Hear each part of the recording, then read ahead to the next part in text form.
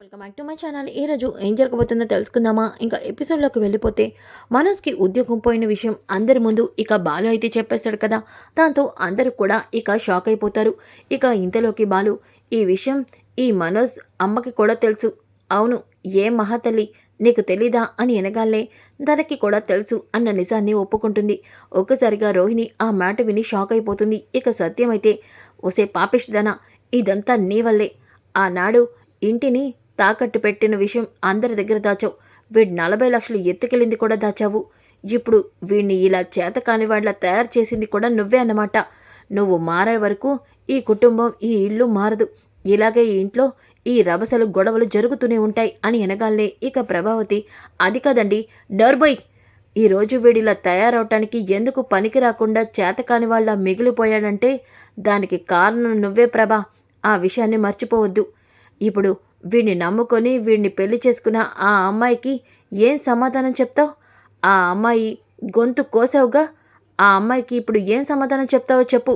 రేపు వాళ్ళ తల్లిదండ్రులు ఇంటికి వచ్చి తనని ఇలా మోసం చేశారని ప్రశ్నిస్తే ఏం సమాధానం చెప్తావు అని వెనకాలే ఇక రోహిణి, మనోజ్ నువ్వు నన్ను ఇంత చీట్ చేస్తావని అస్సలు అనుకోలేదు ఆంటీ. మనోజ్తో కలిసి మీరు కూడా నన్ను మోసం చేస్తారని నేనెప్పుడు కూడా అనుకోలేదు ఆంటీ అని అంటుంది. ఇక అక్కడే ఉన్న బాలు, హలో పార్లరమ్మ, వీళ్ళు నిన్ను మోసం చేయడం కాదు, పెద్ద కుట్రలే చేసేశారు. ఆ విషయం నీకు అర్థం కావట్లేదా? ఇంత తెలిసిన వీడితో ఇంకా కలిసి ఉండాలని అనుకుంటున్నావా? వీడు పెద్ద మోసగాడు. అంతేకాదు వీడు ఏదైనా నమ్మించి మోసం చేస్తాడు. ఎవరినో ప్రేమించే 40 లక్షలు తగలేసిన వాడు నిన్ను జీవితాంతం చూసుకుంటాడని ఎలా అనుకుంటున్నావు? వీడికేం పని పట్టరాదు. నువ్వు తెచ్చే డబ్బుని తింటూ తేరగా బ్రతికేద్దాం అనుకుంటున్నాడు. వీడితోనే కలుసుంటే నీ జీవితం గోవిందా గోవిందా అని వెనకాలనే ఇక ప్రభావతి, ఒరే బాలు నోరు ముయ్యరా, అమ్మ రోహిణి నేను చెప్పేది వినమ్మా అని అంటూ ఉంటే, ఆంటీ ప్లీజ్ మీరిక నాకు ఏమీ చెప్పొద్దు. ఇన్ని రోజులు మీ మాటల్ని మనోజ్ మాటల్ని నమ్మి చాలా పెద్ద తప్పు చేశాను. ఇంకా మీరు నన్ను నమ్మించాలని ట్రై చేయొద్దు ఆంటీ అని అంటూ ఉంటే ఇక బాలు, చాలా కరెక్ట్గా చెప్పావు పార్లరమ్మా, ఎన్నాళ్ళకి నిజం తెలుసుకున్నావు. ఇంకెందుకు ఆలస్యం? మలేషియాలో ఉన్న మీ నాన్నకి ఫోన్ చేసి నీకొక టికెట్ బుక్ చేయమని చెప్పు. ఎందుకు? ఎందుకంటే నువ్వు కూడా అక్కడికే వెళ్ళిపో. వీడితో ఉంటే నీకు తిండి కాదు కనీసం నిన్ను బ్రతకడానికి కూడా ప్లేస్ చూపించని రకం వీడు అని వెనగాలే మీనా, ఎవండి ఊరుకోండి అని అంటూ ఉంటే ఇక మనోజ్, రోహిణి నేను చెప్పేది విను, వీడి మాటల్ని నువ్వు పట్టించుకోవద్దు. ఏంటి పట్టించుకోనేది? ఎంతకేదన్నా బాలు చెప్పిందే కరెక్టు. మీ విషయంలో బాలు అభిప్రాయమే నా అభిప్రాయం కూడా అంటూ రోహిణి కోపంగా అక్కడి నుంచి బయటికి వెళ్ళిపోతుంది. అమ్మ రోహిణి ఆగమ్మా ఆగు అని అంటూ ఇక, ఎవండి మీరైనా మాట్లాడరేంటి? వీడి నోరు మూయించండి. నోరు మూయించాల్సింది వీడిది కాదు, వీడిది. వీడు సక్రమంగా ఉంటే ఆ అమ్మాయి ఇల్లు దాటి ఎందుకు బయటకు వెళ్తుంది? కాబట్టి మారాల్సింది వీడు అంటూ సత్యం కూడా అక్కడి నుంచి బయటికి వెళ్ళిపోతాడు. ఇక మనోజ్ అయితే రోహిణి ఎక్కడికి వెళ్ళిందో ఏంటో అని చెప్పేసి రూమ్లోకి వెళ్ళి ఇక రోహిణి నన్ను వదిలి వెళ్ళిపోయిందా, ఇక రోహిణి నా దగ్గరికి రాదా అని టెన్షన్ పడుతూ ఉంటాడు. ఇక ప్రభావతి, ఇదంతా నీ వల్లే. నా వల్ల అంటావేంటమ్మా? ఇదంతా ఆ బాలుగాడి వల్ల. వాడు ఆ పార్కుకి రాకపోయి ఉంటే ఈ నిజం రోహిణికి తెలిసేది కాదు. తను ఈరోజు ఇంట్లోంచి వెళ్ళిపోయేది కాదు. ఇదంతా ఆ బాలుగాడి వల్లే, ఆ తాగుబోతాడు వల్లే. నోరు బుయ్యరా, ఇంకా వాణ్ణెందుకు వెళ్ళెత్తి చూపిస్తావు? వాడే కనుక లేకపోతే ఈరోజు ఈ ఇల్లు ఇలా ఏది కాదు. ఈ 4 నెలలు నువ్వు ఉద్యోగం చేస్తున్నావని వీళ్ళు నమ్మేవారు కూడా కాదు. ఏంటమ్మా నువ్వు కూడా? అవునరా, కోపంలో ఉన్నా ఏం జరిగినా నేను చెప్పేది మాత్రం నిజం. నీతో నేను చెప్తూనే ఉన్నాను, ఒరే ఇలా పని పాట లేకుండా ఉండకురా, ఏదో ఒక ఉద్యోగం తెచ్చుకోరా అని. నా మాట విన్నావా? చూడు ఈరోజు ఏం జరిగిందో. వెళ్ళి రోహిణి ఎక్కడుందో వెతికి రోహిణికి ఫోన్ చేసి ఏదో ఒకటి చెప్పి ఇంటికి తీసుకురా వెళ్ళు అని అనగాలనే ఇక మనోజు, ఇంకేముంది, తను వాళ్ళ ఫ్రెండ్ విద్య దగ్గరికే వెళ్ళుంటుంది, నేను ఫోన్ చేస్తాలే, ఇప్పుడే చేయి, మాకు కాసేపు అయినాక ఫోన్ చెయ్యు అని చెప్పి ప్రభావతి అంటుంది. ఇంకా ఒక పక్కన రవి అలాగే శృతి, మీ మనోజ్ అన్నయ్య మరి ఇంత చీటర్ అని అస్సలు అనుకోలేదు.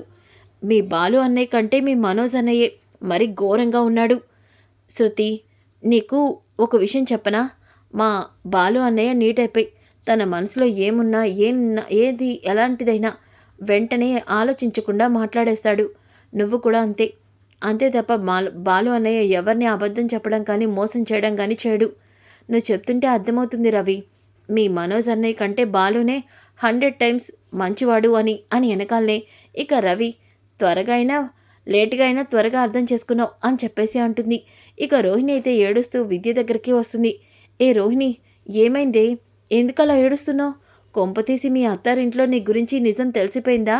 వాళ్ళందరూ నిన్ను మెడపట్టి బయటికి గెంటేశారా? మరి లగేజీ బ్యాగ్ ఏదే? ఏమైందే? మాట్లాడవేంటి? నోర్మొయ్. నేనెందుకు బాధపడుతున్నానో తెలుసుకోకుండా ఇష్టం వచ్చినట్టు వాగమాకు. ఏమైందే? ఇంతకీ ఏం మాట్లాడుతున్నావు నువ్వు? ఎందుకు ఏడుస్తున్నావు? ఎందుకా? మనోజ్ నన్ను చీట్ చేశాడే. అలాగే మా ఆంటీ కూడా నన్ను చీట్ చేసింది. ఏమంటున్నావే? కొంపతీసి మనోజ్కి కూడా నీలాగే అంతకుముందు పెళ్లిగానేమైనా అయిందా? తన భార్య సైకో అని వదిలేశాడా? చెప్పకుండా నిన్ను రెండో పెళ్లి చేసుకున్నాడా? ఏంటే? ఎప్పుడు చూసినా నా పెళ్లి గురించి, నా టాపిక్ గురించేనా మాట్లాడతావు? మరేమైందే? మనోజ్కి ఉద్యోగం లేదు. 4 మంత్స్ నుంచి తను ఉద్యోగం చేయకుండా జాబ్ చేస్తున్నానని నన్ను నమ్మించి మోసం చేశాడు. పార్కులమ్మట తిరుగుతూ ఈ 4 నెలలు ఉద్యోగం చేసినట్టు ఇంట్లో అందరి ముందు బిల్డప్ ఇచ్చాడు. బాలు ద్వారా మనోజ్ ఉద్యోగం చేయట్లేదన్న విషయం ఈరోజు అందరికీ తెలిసింది. నన్ను ఇంత చీట్ చేస్తాడు మనోజ్ అని కల్లో కూడా ఊహించలేదు. నాకెంత బాధగా అనిపిస్తుంది తెలుసా అని రోహిణి ఏడుస్తూ ఉంటే ఇక విద్య, ఏంటే నిన్ను మోసం చేశారు, చీట్ చేశారు అంటున్నావు? నువ్వు చేసిన మోసం కంటే ఇదేం పెద్ద విషయం కాదే. విద్య, ఏమంటున్నావే? అవును రోహిణి, చెప్పాలంటే ఆ కుటుంబాన్ని, అందులో ఉన్న మనుషుల్ని మోసం చేస్తుంది నువ్వు. అవును, నువ్వు మలేషియాలో పెద్ద బిజినెస్ మ్యాన్ కూతురువని వాళ్ళకి అబద్ధం చెప్పావు. అలాగే నీకు జరిగిన పెళ్ళి, నీ కొడుకు, మీ అమ్మ గురించి నిజం దాచిపెట్టి ఇంకొక మోసం చేశావు. ఇదంతా సరిపోనట్టు మీ అత్తగారు నీ పేరున పార్లర్ పెట్టిస్తే ఆ పార్లర్ అమ్మేసి వాళ్ళకి ఇంకొక అబద్ధం చెప్పి వాళ్ళని ఇంకొక మోసం చేసావు. ఇలా నువ్వు వాళ్ళ కుటుంబాన్ని ఇన్ని మోసాలు చేసావు. కానీ మనోజ్ ఏం తప్పు చేశాడని? కేవలం నీ ముందు తన ఈగో దెబ్బ తినకూడదని, తను అందరి ముందు ఇన్సల్ట్ అవ్వకూడదని జాబ్ చేస్తున్నానని అబద్ధం చెప్పాడు. నువ్వు చేసిన మోసంతో పోలిస్తే ఇది పెద్ద విషయం కాదు కదే. విద్య, ఏమంటున్నావే? ఆలోచించు రోహిణి. నీ గురించి నిజాలు బయటపడితే నువ్వు ఆ ఇంట్లోంచి ఇప్పుడు బయటికి వచ్చేసావు మనోజ్ ఉద్యోగం చేయట్లేదని. అదే రేపు నీ గురించి అన్ని నిజాలు తెలిస్తే మనోజ్ నిన్ను క్షమిస్తాడా? అసలు నిన్ను ఆంటీ ఇంట్లోకి పిలుస్తుందా? ఆలోచించు.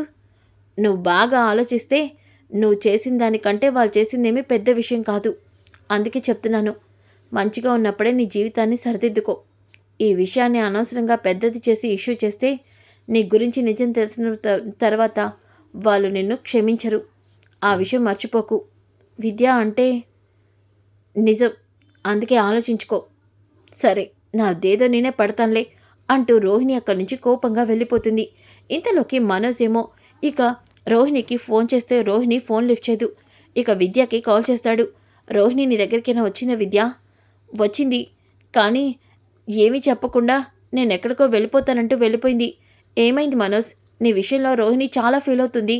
అవునా, సరే నేను ఉంటాను అంటూ మనోజ్ కాల్ కట్ చేసి అమ్మా అమ్మా అంటూ కిందకి వస్తాడు. ఇక ప్రభావతి అలాగే బాలు ఇంకా అందరూ కూడా హాల్లోకి వస్తారు. ఏమైందిరా? ఏమైంది మనోజ్? అమ్మా, రోహిణి విద్య వాళ్ళ ఇంటికి కూడా వెళ్ళలేదంట. కోపంగా అక్కడి నుంచి వెళ్ళిపోయిందంట. నాకెందుకో భయంగా ఉందమ్మా. అంతా ఆ తాగుబోతు బాలుగాడి వల్లే. ఏంట్రా ఈ పిచ్చి పిచ్చిగా వాగుతున్నావేంటి నా గురించి అని బాలు అంటూ ఉంటే, అవునరా అంటాన్రా. ఈరోజు నా భార్య బయటకు వెళ్ళిపోయిందంటే కారణం నువ్వే. అయినా నా పెళ్ళాననడానికి నువ్వెవడురా? ఏంట్రా ఎక్కువ మాట్లాడుతున్నావు? చేతకానివాడా. ఉద్యోగం చేస్తున్నట్టు పెళ్ళాన్ని నమ్మించి మోసం చేసింది కాకుండా ఇప్పుడు నాకే సమాధానం చెప్తావురా? సమాధానం చెప్పడం కాదురా, ఈరోజు నిన్ను కొడతాన్రా అంటూ మనోజ్ ఇక బాలు షర్ట్ పట్టుకొని ఉంటే బాలుకి కోపం వచ్చి ఇక మనోజ్ చెంప పగలకొట్టి తన 2 చేతుల్ని వెనక్కి గుంజి ఇక కొట్టబోతూ ఉంటే ప్రభావతి వాళ్ళని ఆపుతూ ఉంటుంది. అప్పుడే సత్యం, ఆపుతారా? ఇలాగే కొట్టుకు చేస్తారా? చెప్పండి. అది కాదు నాన్న. నోర్బోయ్, నువ్వు అసలు మాట్లాడద్దు. నాన్న, రోహిణి, అవును, నువ్వు చేసిన మోసానికి ఆ అమ్మాయి ఇంట్లోంచి వెళ్ళిపోతుంటే నేనే తీసుకొని వచ్చాను. అమ్మా రోహిణి, రోహిణి వచ్చేసావా అమ్మా? నువ్వెక్కడికి వెళ్ళిపోయావని మనోజ్ ఎంత కంగారు పడిపోయాడు తెలుసా? వాడికి నువ్వంటే చాలా ఇష్టమమ్మా. ఆంటీ, మనోజ్ ఇప్పుడు నన్ను మోసం చేశాడే అన్న బాధపడ్డాను. మోసం చేయడం ఏంటి పార్లరమ్మా? అసలు వీడితో కలిసుంటే నీ జీవితం ముందుకు కూడా వెళ్ళదు అని వెనకాలే, షటప్ బాలు, ఎందుకు మనోజ్ నా తక్కువ చేసి మాట్లాడుతున్నావు? మనోజ్ జాబ్ చేయలేదు. ఆ విషయం ఎక్కడ నాకు తెలుస్తుందానని ఇదంతా చేసి మేనేజ్ చేశాడు. ఇదంతా నా మీద ప్రేమతోనే చేశాడు. అయినా నేను పార్లర్కి వెళ్ళి డబ్బులు సంపాదిస్తున్నాను కదా, ఆంటీకి డబ్బులు ఇస్తున్నాను కదా, మరి అలాంటప్పుడు ఎందుకు నువ్వు మనోజ్ని చిన్నచూపు చూస్తున్నావు? పార్లరమ్మా, నువ్వేనా మాట్లాడుతుంది? అవునరా, నా కోడలే మాట్లాడుతుంది. నా కోడలు వాళ్ళ నాన్న మలేషియాలో ఉంటాడు. ఈ ఉద్యోగం పోతే వాడితో పెద్ద కంపెనీనే పెట్టిస్తుంది నా కోడలు. ఏమ్మా, అందుకే కదా నువ్వు వీడిని క్షమించేశావు? ఆంటీకి నా గురించి నిజం తెలిస్తే అప్పుడు నా మీద కూడా ఇలాగే రియాక్ట్ అవుతారేమో. ఆంటీ, మనోజ్ మంచి జాబ్ తెచ్చుకునే వరకు నేను మనోజ్కి సపోర్ట్గా ఉంటాను అని అనగానే ఇక సత్యం, అమ్మా రోహిణి, భర్తని అర్థం చేసుకోవడంలో నువ్వు మీ అత్తలా కాకుండా మంచిగా ఉన్నావమ్మా. కానీ వీడిని ఇలాగే వదిలేస్తే చేత కాని వాళ్ళ అవుతాడు, ఆలోచించుకో అని అనగానే ఇక రోహిణి మనోజ్ పైకి వెళ్ళిపోతారు. ఇక ఇదంతా చూసిన బాలు అయితే, పూలు మీనా, నాకెందుకో ఈ పాలరమ్మని చూస్తుంటే డౌట్గా ఉంది. ఏమైందండి? లేకపోతే ఏ భార్య అయినా తన భర్త ఇంత మోసం చేశాడు, ఎందుకు పనికిరానివాడు అని తెలిస్తే ఇలా రియాక్ట్ అవుదే. కానీ ఈ పార్లరమ్మ ఈ మనోజ్ గారిని లక్షలు మింగిన వాడిని ఎందుకు సపోర్ట్ చేస్తుందో నాకు అర్థం కావట్లా. కొంపతీసి ఈ పార్లరమ్మకు కూడా వీళ్ళంటి స్టోరీ ఇంకేదో ఉండే ఉంటుంది అని వెనకాలే ఇక ప్రభావతి, నోరు ముయ్యరా, అందరూ నీలా ఉంటారా ఏంటి? నా కోడలు బంగారం, అందుకే నా కొడుకు గురించి అర్థం చేసుకుంది అని వెనకాలే ఇక సత్యం, ప్రభా, వాడు మాత్రం ఉద్యోగం విషయంలో ఆలోచించుకోమని చెప్పు అని అంటాడు. ఇక శృతి కూడా, రవి, మీ బాలు అన్నయ్య చెప్తుంది నిజమే. ఎవరైనా ఈ విషయం తెలిస్తే ఇలా రియాక్ట్ అవ్వడం నేను ఇదే కొత్తగా చూస్తున్నాను. ఎందుకు రోహిణి మనోజ్ని సపోర్ట్ చేస్తుందో నాకు అర్థం కావట్లేదు అని అంటూ ఉంటే ప్రభావతి కూడా ఏమీ మాట్లాడదు. ఇంకా ఉదయం అవుతుంది. మనోజ్ అయితే, రోహిణి, నేను ఎలా అయినా మంచి జాబ్ తెచ్చుకుంటాను, చెప్పడం కాదు చేతుల్లో చూపించండి అని చెప్పేసి అంటుంది. ఇక ప్రభావతి అయితే, ఏమేనా, ముందు అందరికీ టిఫిన్ చేసి కాఫీలు పెట్టి ఆ తర్వాత ఆ పూల కొట్టు దగ్గరికి వెళ్ళు. ఉదయాన్నే ఈ పనులన్నీ నేను చేయలేకపోతున్నాను. అది కాదత్తయ్య, నేను పూల కొట్టులో చాలామందికి ఈరోజు ఇవ్వాలి, ఆర్డర్లు తీసుకున్నాను అని అంటూ ఉంటే, ఆ పూల కొట్టు అక్కడి నుంచి వెళ్ళదు కానీ ముందు చెప్పింది చెయ్యి అని అంటూ ఉంటే అప్పుడే బాలు, నా బెల్లం ఏమీ చేయదు మీనా, ముందు నువ్వు పూల కొట్టుకు వెళ్ళు. అది కదండి కదా, నువ్వు వెళ్ళు అని వెనకాలే ఇక ప్రభావతి, అది వెళ్తే ఇంట్లో పనులన్నీ ఎవడు చేస్తాడు? నువ్వు చేస్తావా? నేనెందుకు చేయడం? లక్షవతి ఉన్నాడుగా నీ కొడుకు మనోజ్. అవును మనోజ్ మాత, నీ కొడుకు మనోజే ఇంట్లో పనులన్నీ చేస్తాడు. చక్కగా కాఫీ పెడతాడు, టీ పెడతాడు, అందరికీ టిఫిన్ చేస్తాడు, అలాగే ఇల్లు కూడా శుభ్రం చేసేస్తాడు, కావాలంటే బట్టలు కూడా ఉతికిస్తాడు. బాలు, మనోజ్ ఎందుకు అవన్నీ చేస్తాడు అని రోహిణి అంటుంది. ఎందుకు చేయడు? ఒకప్పుడు లక్షలు మింగేసి అక్కడ ఇవన్నీ వీడే చేశానని వీడి నోటితో వీడే చెప్పాడు. ఇప్పుడు వీడు ఎలాగో ఖాళీగానే ఉంటున్నాడు కదా, అందుకే ఇంట్లో పనులన్నీ వీడే చేయాలి అని అనగానే ఇక ప్రభావతి, నా కొడుకు డిగ్రీలు చదివాడు, వాడెందుకు చేస్తాడు ఇవన్నీ? నా పిల్ల డిగ్రీలు చదవకపోయినా డబ్బులు సంపాదిస్తుంది, వీళ్ళ ఖాళీగా కూర్చొని తినట్లేదు కదా, కాబట్టి ఈరోజు నుంచి ఇంట్లో పనులన్నీ వీడే చేయాలి. ఎందుకు? అలా అయితే పని మనిషిని పెట్టుకుందాం, ఎందుకు డబ్బులు దండగా, వీడున్నాడు కదా అని బాలు అయితే ఇక మనోజ్ని ఇంట్లో పనులన్నీ చేయమని చెప్తాడు. ఇక సత్యం కూడా, వాడు చెప్పింది కరెక్టు, ఇంట్లో ఖాళీగా ఉండడం కంటే ఇలాంటివి చేస్తే మగవాడికి ఉద్యోగం చేసుకోవాలన్న ఆలోచన వస్తుంది. పార్కులో పడి ఈ కుటుంబం పరువు తీశాడు, ఈ పనులు చేయడం తప్పులేదు, బాలు చెప్పినట్టు వీడితో అన్ని పనులు చేయించండి అని అంటూ సత్యం కోపంగా చెప్తాడు. పాపం రోహిణి కూడా ఇక ఏమీ మాట్లాడదు. ఇక ఇంతలోకి ప్రభావతి అయితే కామాక్షిని కలుస్తుంది. ఇక కామాక్షికి జరిగిందంతా చెప్పడంతో, ఏంటి ప్రభా, వాడు నీ లాభం వల్ల వాడు పాడైపోతున్నట్టున్నాడు, లేకపోతే 4 నెలల నుంచి ఉద్యోగం లేకపోవడం ఏంటి? అసలు ఈ విషయం తెలిస్తే ఏ ఆడపిల్లైనా ఖచ్చితంగా వాడిని వదిలే వెళ్ళిపోవాల్సిందే. కానీ రోహిణి ఎందుకు అలా చేయలేదో నిజానికి నాకు కూడా అర్థం కావట్లేదు. ఏంటి వదిన అలా అంటున్నావు? నువ్వు కూడా అలా మాట్లాడుతున్నావేంటి? నేను అలా మాట్లాడడం కాదు ప్రభా. జరిగే వాస్తవం చెప్తున్నాను. ఇలా జరిగితే ఏ ఆడపిల్లైనా వాడిని క్షమించదు. ఖచ్చితంగా వాళ్ళ పుట్టింటికి వెళ్ళిపోతుంది. కానీ రోహిణి ఎందుకు మనోజ్ని సపోర్ట్ చేస్తుందో నాకు అర్థం కావట్లేదు అని వెనకాలే ప్రభావతికి కూడా అనుమానం మొదలవుతుంది. ఇదేంటి వీళ్ళందరూ చెప్తుంటే నాకు కూడా అనుమానంగా ఉంది. మనోజ్ ఇలాంటి పని చేసినా రోహిణి ఎందుకు మనోజ్ని క్షమించేసింది? ఏమంటుంది? రోహిణి కూడా కొంపతీసి మాతో అబద్ధాలు కానీ చెప్తుందా? మలేషియాలో వాళ్ళ నాన్న లేడా? ప్రభావతికి కూడా అనుమానం వస్తుంది. ఇదేంటి కామాక్షి అలాగే చెప్తుంది, ఆ బాలుగాడు ఇక శృతి అందరూ కూడా అలాగే మాట్లాడుతున్నారు. అతి ప్రేమ వల్ల నాకు కూడా అర్థం కావట్లేదే ఏంటి? నిజంగానే ఏ ఆడపిల్ల తన భర్త ఏ పని చేయట్లేదంటే చాలా కోపం వస్తుంది. కానీ మనోజ్ని ఎందుకని రోహిణి సపోర్ట్ చేస్తుంది? అర్థం కావట్లేదే. అసలు రోహిణి విషయంలో నేనెప్పుడు కూడా తన ఆస్తి గురించి ఆలోచించానే తప్ప తన వాళ్ళ గురించి కానీ తన గురించి మాత్రం ఎప్పుడు పట్టించుకోలేదే. ఈరోజు రోహిణి గురించి తెలుసుకోవాలి. అవును, రోహిణి పనిచేసే పార్లర్కి వెళ్తే రోహిణి గురించి తెలుస్తుంది అని చెప్పేసి ఇక ప్రభావతి అయితే రోహిణి పార్లర్ దగ్గరకైతే బయలుదేరుతుంది. ఇక ఇంతలోకి మీనా అయితే బాలు దగ్గరికి వస్తాడు. ఇక బాలు, నా పూల కొట్లో ఉండాల్సింది నువ్వు ఇలా ఇంటికి వస్తే ఎలా? అది కాదండి, మీకు భోజనం పెడదామని వచ్చాను. ఉన్నాడుగా మనోజ్ గడు, వాడితో వడ్డించుకొని తిన్నానులే. నువ్వు తిన్నావా ఇంతకీ? ఇప్పుడు తింటానండి. సరే వెళ్ళి ముందు భోజనం వడ్డించుకొని తిను. అది కదండి, మీరు రోహిణి విషయంలో అలా మాట్లాడకుండా ఉండాల్సింది. మీనా, నేను ఇలాగే మాట్లాడతాను. అయినా నేను మాట్లాడితేనే ఆ పాలరమ్మ ఈ నిర్ణయం తీసుకుందా ఏంటి? చూసావుగా వాణ్ణి ఎలా వెనకేసుకొస్తుందో. మా అమ్మ ఆ పాలరమ్మ వీడిని ఇంకా నాశనం చేస్తారు. చూస్తూ ఉండు, వీడికి నేనే దారిలోకి తీసుకొస్తాను. కష్టపడి ఒళ్ళొంగి పని చేసేలా చేస్తాను. అది కదండి మీనా, వాడి గురించి మాట్లాడి అనవసరంగా నీ టైము వేస్ట్ చేసుకోవద్దు. అసలే మన పూల కొట్టు ఇప్పుడు బాగా రన్ అవుతుంది. ఇలా రోజు డబ్బులు వస్తూ ఉంటే వాడికి మన పూల కొట్టు మీద కూడా కన్ను పడుతుంది. అవును, అందుకే నువ్వు కొంచెం వాడితో జాగ్రత్తగా ఉండు. ఇంట్లో డబ్బులు దాచేటప్పుడు బీరువాలో పెట్టేటప్పుడు 2-3 సార్లు తాళం వేస్తున్నావో లేదో చెక్ చేసుకొని వెయ్యు. అలాగే తాళాలు జాగ్రత్తగా నీ దగ్గరే దాచుకో. వాడు డూప్లికేట్ తాళాలు కూడా తయారు చేయించి బీరువా ఓపెన్ చేసి డబ్బులు దొంగతనం చేసే రకం. ఎందుకండి మరీ మీ అన్నయ్యని అలా మాట్లాడుతున్నారు? నీకు తెలీదు మీనా, వాడిని చిన్నప్పటి నుంచి చూస్తున్నాను. వాడి అబద్ధాలు నాకు బాగా తెలుసు. వాడి గురించి బాగా తెలిసిన వాడు ఎవరా అంటే నేనే అని చెప్పి బాలు అంటాడు. ఇక మీనా, సరేలేండి, మీతో మాట్లాడితే ఇలాగే మాట్లాడతారు. సరే, నేను వెళ్ళి భోజనం పెట్టుకొని వస్తాను అంటూ మీనా అయితే కిందకి వెళ్తుంది.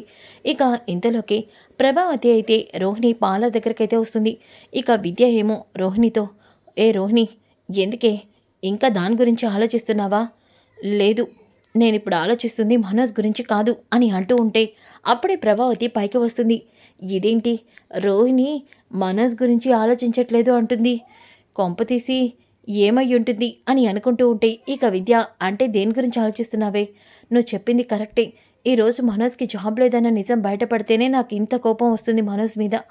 మరి రేపు నాకు ఎటువంటి ఆస్తులు లేవని, అలాగే మా నాన్న మలేషియాలో జాబ్ చేయట్లేదని, ఇంకా నా దగ్గర రూపాయి కూడా చిల్లి గవ్వ కూడా లేదని తెలిస్తే మనోజ్ నన్ను క్షమిస్తాడా? ముఖ్యంగా ఆంటీ నన్ను క్షమిస్తుందా? అది తలుచుకుంటేనే చాలా భయంగా ఉంది. ఒసేయ్ రోహిణి, అదే కాదు, ఈ పార్లర్ కూడా నువ్వు అమ్మేసి మీ ఆంటీకి డబ్బులిచ్చావు. ఏ నిజం తెలిసినా నీ పని అవుటే. దాని గురించి ఆలోచిస్తున్నాను. ఉద్యోగం లేకపోతేనే నాకు మనోజ్ నన్ను చీట్ చేస్తున్నాడని ఇంత కోపం వస్తే, మరి వాళ్ళని నేను మా నాన్న మలేషియాలో ఉన్నాడని అబద్ధాలు చెప్పి వాళ్ళని నమ్మిస్తున్నాను. ఇక ఈ విషయం ఇంట్లో తెలిస్తే నా పరిస్థితి ఏమవుతుంది? అందుకనే భయంగా ఉంది అని అంటుంది. పార్లర్ వచ్చిన ప్రభావతి ఈ మాటలు విని షాక్ అయిపోతుంది. అమ్మ నా కోడలా రోహిణి, ఇంత మోసం చేస్తావా? అంటే మీ నాన్న మలేషియాలో లేడా? నీ దగ్గర చిల్లి గవ్వ కూడా లేదా?